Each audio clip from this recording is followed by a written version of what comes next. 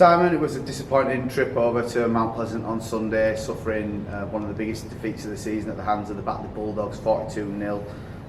Is that a low point in your career at Halifax today? Definitely. First as a coach, I think. Getting booed off, that's new. Not nice. But everyone's entitled to the opinion, of course. But yeah, it is a low point, of course it is.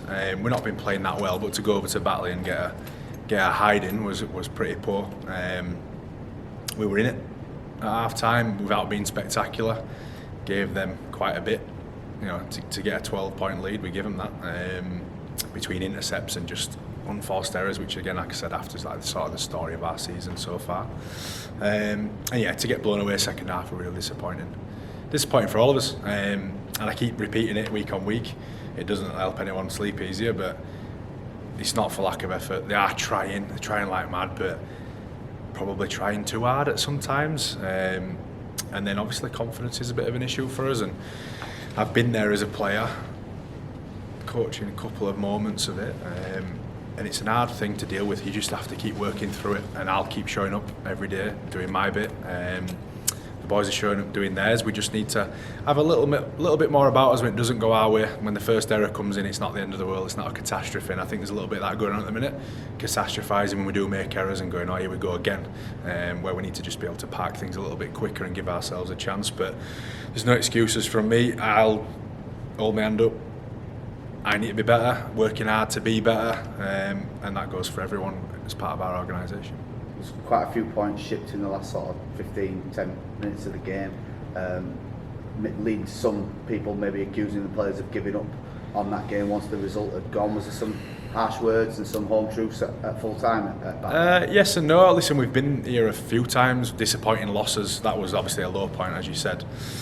So there's been some honest words and chats, but you can only use that one so many times. So no, some honest chat obviously, but not really going into anyone too much. But in terms of giving up, no, I refuse to believe that, to be honest. I know the people, I know what type of people they are, it's not them, but I think, again, statistically, 7 sets in 40 minutes, going up the hill against Batley, who were kicking well and making us start what we did have on our try line, pretty much. So I think, yeah, the last 10-15 minutes, you just weight of possession and fatigue kicks in, and it wasn't pretty to watch by any means. And very un-Halifax-like, which is the frustrating part. But yeah, I wouldn't say giving up. I'd just say a weight of possession and fatigue kicking in, and also mentally fatigued, frustrated. All those bits coming into one and rolling into really a bit of a disaster for us. But no, certainly not giving up. As I've said time and time again, when we're in these bad situations, personally, I can only speak for myself. You have to speak to them, but the heels are firmly in the ground, and there will be tough times, and whether it's in a month, 3 months or 6 months, we'll be better for going through this period. I know that sounds really cliche, but been there before. Oldham away was probably the lowest low, second to this. Last year before, whenever that went out, time's flown. But we were better for that a little bit later on. Just hopefully we can get better quite quick. So it's not a case of back to the drawing board at this stage. You still trust the process that's in yeah, well, it's not the process that's going wrong, Faz, because we're not giving our game plan really a chance.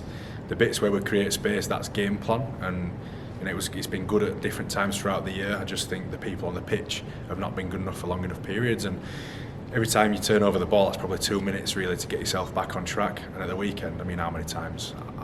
I can't put the exact number on it, but I would imagine at least a handful of penalties and then maybe a dozen of just individual errors.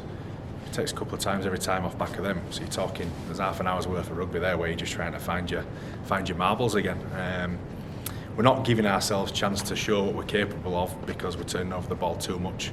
And again, I don't have all the answers. I certainly don't have the magic wand, but blokes dropping the ball that play the ball, offloading in traffic, just these little stuff. No one's meaning to do it, and that might be the trying hard element, trying too hard, trying to force something to happen rather than just sticking to the conservative bit and earning your way into a game. It's frustrating, but we just have to keep fighting, don't we? Do you think there's an element of maybe not giving Batley the credit they deserve? I spoke to a few of their officials saying that result was coming from them. Maybe the result was coming from us, was it a perfect storm for a result like that to happen? I thought Batley were really sides? good. I don't think we ever disrespected Batley. Batley are a good team, and rightfully where they are in the table, I suppose. The table suggests that as well, doesn't it? They're a good team. They're very good at what they do, and that's not a disrespectful thing. For example, Giants of last year were very good at what they did, called boring and all those bits, but they put the ball in the right area, made you force errors and made you come with errors and come out of your own end a lot. And that's what Batley do. But I do think this year they've probably got better as it's gone along and added a little bit of finesse to the grind them out sort of style of play they've got. But no, absolute credit to them, and I would argue the point of anyone that say we disrespect Batley, because absolutely not. They've been a rival for a long time, and they've gone very well for the last couple of years as well, so that'd be way off the mark if you ask me. So moving on to Sunday then, Newcastle Thunder at the Shea, another game back at our home ground. This week in training, is it a bit of a back to basics? You mentioned that the errors have been killing us in possession and out of possession. Is it a case of, I mean, we've spoken in recent weeks about the need to play a simple game plan. Is it more the same? Faz, we've got a simple game plan anyway. It doesn't matter how simple you play, if you're doing the errors we're making, the plan doesn't really matter. But with regards to the week, yeah, looking forward to it, playing at home. Newcastle, decent team, obviously got themselves a good win last week, so they'll be buoyed, and obviously they're desperate as well. We need to show a level of desperation around what we want to achieve this year, so it's a good one for us, a good test, and good to be back at home, as I say. But in terms of the week, we're going to change it a little bit, just for the simple fact we can't keep doing what we're doing and expecting it to change. So there's been some honest chats this week, again, not just between players and staff, but between themselves, which I think is really important, taking some ownership of what they're dishing up on the field. And we'll make a couple of changes around that, because we're in that stage of season where the training, yeah, we have to knock some boxes off and make sure we tick some boxes there, but you know, we need to get a smile back on our faces, and when you're winning, the smile comes very easy, doesn't it? And that's the aim of this week, just to freshen up a little bit and just remind ourselves of what we have done in the past, which is why people are looking at us going, you're playing awful. It's because of how good you can be. Reminded them of that a little bit, and enjoy each other's company really. And again, it's kind of circle the wagon's job. Everyone on the outside can say what they want, but we'll dig in together, and it'll remain that way. It has been that way all the way through. It's remained frustrating, but hopefully we can stick with it and be persistent. It will turn for us. Any injuries to report from Batley, and any players might be coming back from loans, things of that nature? But injuries. We've got a couple of lads with cuts and HIA assessments, which thankfully they passed. So I think just about everyone's available, via other than Keezy, obviously, who's our long-term absentee. Back from loan. Jake will be back with us this week. Whether he plays or not remains to be seen yet. We'll see what training looks like, but Jake will be back in the fold. Yeah, no drastic changes or anything. I think we will change a couple of things, but at the same time, we have to kind of just stick together. That's the general message, really. And speaking of sticking together, how important is it that the fans get down and get behind the boys? I mean, it's easy to be up with the flags and the confetti when you're winning all those games in a row, but when you're maybe not rock bottom, but down at your lowest ebb, how important is it that your supporters really get behind you?